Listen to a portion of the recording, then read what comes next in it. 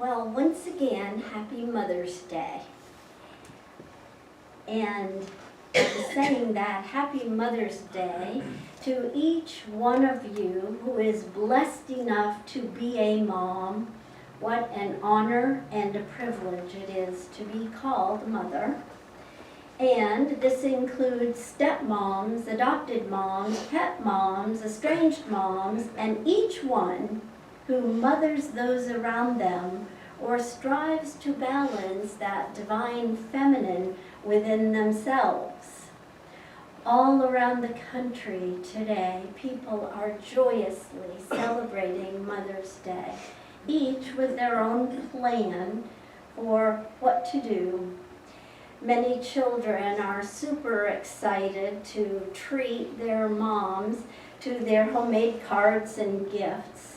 And what a delight to watch a child giving back and loving on their mom.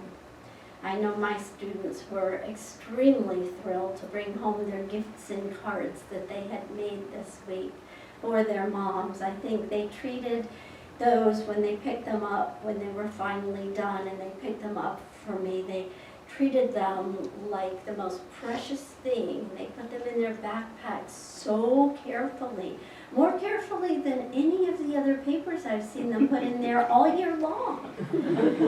So I know that they are thrilled to make their moms feel special. So our title today is simply Happy Mother's Day 2026. So now to the real juicy stuff. Admittedly, I may not be the best one to provide the message on Mother's Day. My mother passed last year, and for me, and I know I speak for David, Mother's Day brings conflicting thoughts and feelings for us, and I know for many. So our talk may have you feeling as though you're riding a roller coaster, because that's what our life and week has been like, since it will undoubtedly reflect the ups and the downs that many of us have as we celebrate moms today. And that thing that I'm really talking about isn't a bad thing. It's a good thing. It's that thing called life. And it's very active, sometimes more than others. So here we go. We will start with the many feelings. Of course, that will be me, right? And then we'll enter into the scientific data. And of course, we know who that will be, Reverend David. And then we'll return to the science of mind perception of the divine feminine. As I started working on the message, I noticed a lack of continuity in my thoughts, and I thought, well, this is just going to be a jumbled mess for them, because sometimes I feel like a jumbled mess, like which one do I really think? How do I really feel? And so my thoughts and feelings created different moods for me each time that I sat down to work on it. So I decided I would do this. I wrote 4 free verse poems to share with you. Perhaps some of you can relate to some of these ideas, at least in a moment of time. Because if you're like me, the next moment it's going to change. There'll be a different memory, and you'll be like, oh, well, everything really was awesome. Oh, but what about that one? Oh, yeah, not so good. So some of us bounce all over the place, and some of us are fortunate enough to be in that in-between state where we not only had a mom, but we also are a mom. So here are my thoughts. Number 1, free verse. Mothers come and mothers go. Just a simple fact, I know. It's called the circle of life, they say, but is anyone ever ready for the day? The only time we have to speak, to hug and share, is now. So I guess I'll get over my twirling emotions on yet another Mother's Day and speak and hug and share. Number 2. I am a mother. I do not plan to die with unfinished business on the table. Each day, I ensure that my children know I love them. I treasure them. I respect their needs and desires. I support their chosen personal path. I see them whole. I trust them to make the best decisions for their lives. I trust them to make changes when it's right for them. I smile just thinking about them. I feel blessed to have so many magnificent memories of them filling my mind. And still, I recall the days when I made what I thought to be best decisions for them and changes for them as I deemed necessary, and I wasn't always right. So I'm grateful they now have that job. I'm grateful they have forgiven me for my mistakes, and I promise to be a support for them through any mistakes they feel they may make.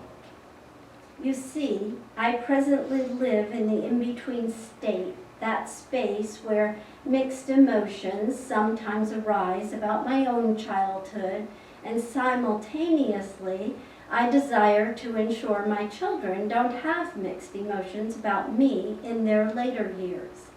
Is this possible? Well, I'll live as best I can as the self-givingness of life of God, and we'll see. After all, I am a mother. Number 3, I'm the mother of adult children. And let me tell you, it was no easy task getting here. First, let me clarify that I messed up a lot. As a child of God, I am still in process.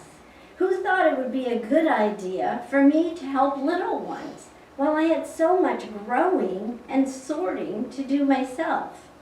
Anyway, I've had to forgive myself for a lot of blunders, and I just thank the universe for having my back by way of having my children's back, because they've turned out to be mighty fine adults. Besides those places I messed up, I must have made some pretty good choices along the way. Decisions that help them become honest, hardworking, dedicated people. More importantly, they are caring, sharing, loving, trustworthy, dependable, and reliable.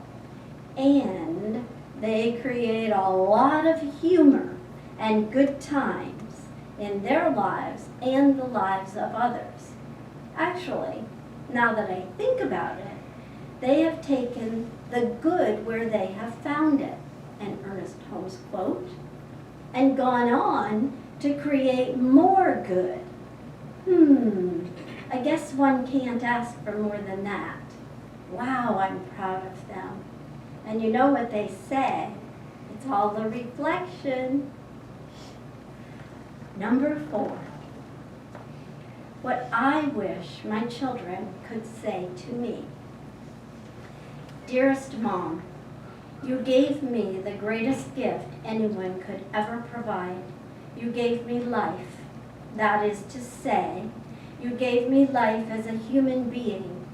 And what an adventure it has been so far. You made possible so many incredible opportunities and experiences, and for those I am deeply grateful. Along the way, there were also some bumpy experiences that didn't work out best for me, and for those I forgive you. You were my first teacher as I was finding my wings. Thank you for your support throughout my years of practice.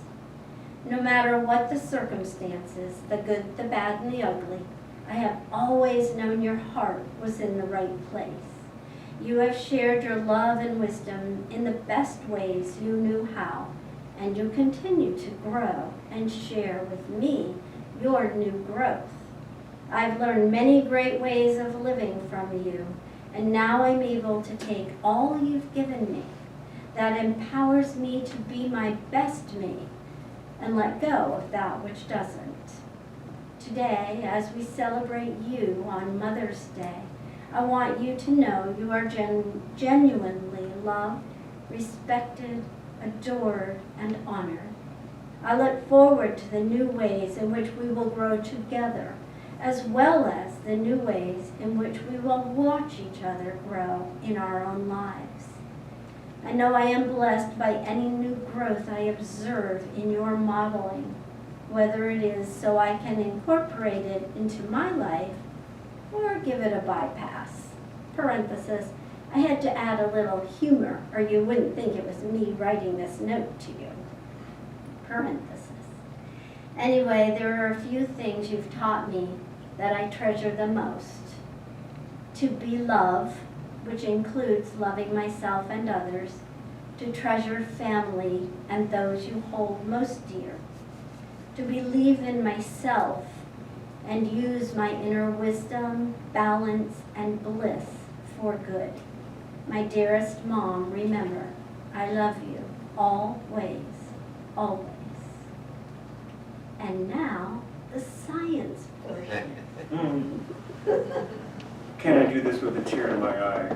Yeah, that was heart-rending. Thank you. What if we were to trace back our maternal lineage to find where our ancestral feminine influence actually originated? Could we do that? Scientists have, in fact, done that. They call our shared matrilineal ancestor mitochondria Eve. I'll back up a little bit so you understand what all that means. Matrilineal means the mother line, the feminine side of our DNA. And mitochondrial is feminine DNA. It's passed down by women. So they call our matrilineal, our mother line ancestry, our ancestor, mitochondrial Eve. She likely lived in South Africa between 100,000 and 200,000 years ago. Most likely they've narrowed it down to 180,000 years ago. And her unbroken mother-to-child DNA connects to everyone alive today. Every human alive today. The DNA has been passed down to every living person through an unbroken line of daughters, because mitochondrial DNA is only passed down by women. DNA passed down by men is called Y chromosomal DNA. And this research was done in 1987 through genetic analysis following DNA paths. Mitochondrial Eve was not the only woman at the time. She existed alongside other women, but her matrilineal line survived to the present time. Maybe because other women did not produce a daughter at the time, or the other one did not produce children at that time, but it kind of stops at mitochondrial Eve. So that makes her our most recent common maternal ancestor. By the way, our most recent common patrilineal ancestor, or our Y chromosomal Adam, lived between 200 and 300,000 years ago. Remember, basically humans came on the stage as Homo sapiens about 300,000 years ago.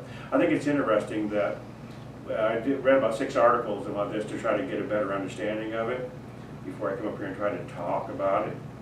And I thought it's interesting. They say that Adam and Eve basically lived the same place at the same time, but there's 100,000 years disparity between the two of them. I thought, well, maybe 100,000 years isn't such a great deal when you're looking at that much time, but that's a third of the time. Now, why is that? I did a lot of thinking about that, trying to come up with an answer, and I finally came up with the idea that from a religious or from a biblical standpoint, maybe Adam wasn't really willing to give up a rib to have a partner. In Science of Mind, we know that we are all one with the life. We're all with all that is, actually, and yet it seems rather more intimate to realize we're actually distant cousins, or that we all trace back to one common mother. Did you ever think about that? As we seek meaning in our lives by examining origins and define who we are by relationship with others, we tend to build walls by choosing from the infinite causes only those causes that we can identify with ourselves. If we examine the unique aspects of our personal expression and our personal evolution and observe the causes that brought us into that expression, we begin to make sense of our purpose, and we begin to see how our individual aspects fit together with all the other aspects of life. And we will also see how we are all one in the family jigsaw puzzle of God and life. We can see how we fit into and contribute something uniquely special to the whole. In the process of this self-analysis, here's a challenge. How do we know, or how do we choose, which ancestral influences to cherish and maintain, and which ones to release? How do we decide? How do we know in which direction to evolve, to keep moving? There's this song that I like to sing on this day every year. It's called "I'm Not My Mother." And if you've been here for a while, you've heard it, but you're going to probably hear it again today. But it points out all the idiosyncrasies and embarrassing or annoying characteristics and stereotypical habits of mothers, and constantly looking at things and say, well, at least I'm not like that. But then at the end of the song, there's the quote that I'm not going to tell you right now because I'll let you know later. Here's another quote. Who you were yesterday became who you are today, which will become who you'll be tomorrow, unless you change who you were yesterday, which is only possible today, because today will be yesterday tomorrow. Are you confused? Well, it makes sense that who you were yesterday is going to be who you are today. And if you don't change, you're going to be the same tomorrow, unless you make a change, of course. And if you make a change today, you'll be the same as that change tomorrow, and then on through the rest of your life in the future, unless you choose to make another change in any now moment. If you find all that logic kind of twisty, maybe that's a good reason to honor and always live in the eternal now. In negotiating the future influence of nature versus nurture, we need to balance the values of who we are now according to what brought us here and who we desire to be from this point on. We are at choice to create ourselves in every now moment. We are at choice to head in a different trajectory and a different direction and become something totally new. Joseph Campbell says, look what happens to us in our schools. We learn to criticize, and I believe he means to say, do a critical study of Milton, Shakespeare, and Goethe, and everybody else, and then the teacher says, now do some creative work. And you sit down, and this bit of spilth begins coming out, and you think, oh my God, that's nothing. Of course you can't write like Shakespeare, but you can write like you, perhaps, if you let yourself go. So, what will happen if you let yourself go? What will happen if you let yourself express who other than you will you become? Or for that matter, who other than you can you possibly become? You may create a new version of you, but that's evolution. You can use inner wisdom, your divine inheritance, combined with acquired influence from your personal life experiences in this human life experience, to define and create the highest you. It's not a matter of nature or nurture. It's not a matter of nature versus nurture. It's a matter of nature and nurture working together at the same time. Because we can nurture ourselves. We can create our own highest, best self. And we are all working on that, aren't we? It's a beautiful work in progress. And a part of it is that divine feminine that we talk about in the science of mind, The divine feminine is known as the receptive aspect of spirit, which we call law or mind. The feminine principle, which is often referred to by Ernest Holmes as the universal womb of nature. It's an omnipresent principle operating through all of life. Mother's Day, then, is a celebration of the creative, nurturing aspect of divine intelligence. The divine feminine within us recognizes that mothering includes not just birthing of children, but is found in all people as birthing of ideas. It's about the sacred, universal force of creation, intuition, and nurturing.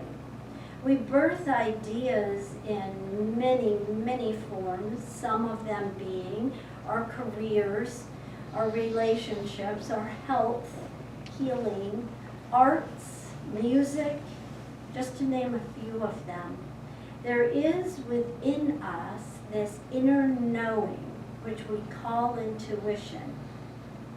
Ernest Holmes wrote, "By intuition, we know God. It is the mind of God knowing itself, which constitutes the intuitional perception." So the mind of God knowing itself within us, within all of life. In Signs of Mind, we use prayers and affirmations along with meditation to awaken within us a consciousness of that which mirrors itself in the outer experience. We learn to listen, to trust, and to follow the wisdom of the divine feminine unfoldment in our lives. We honor the sacred feminine energy that is intrinsically entwined in all of life. We recognize that many of us find ourselves reminiscing about the complicated relationship we have or have had with our mothers and our children, that we are able to find both the blessings and the challenges in these relationships because we know intuitively there is only one. We can also see our personal tendencies in relationships with the women around us.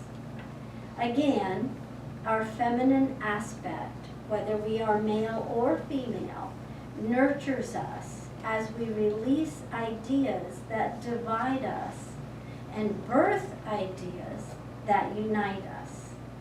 Giving birth to our ideas can sometimes be messy. It can be painful.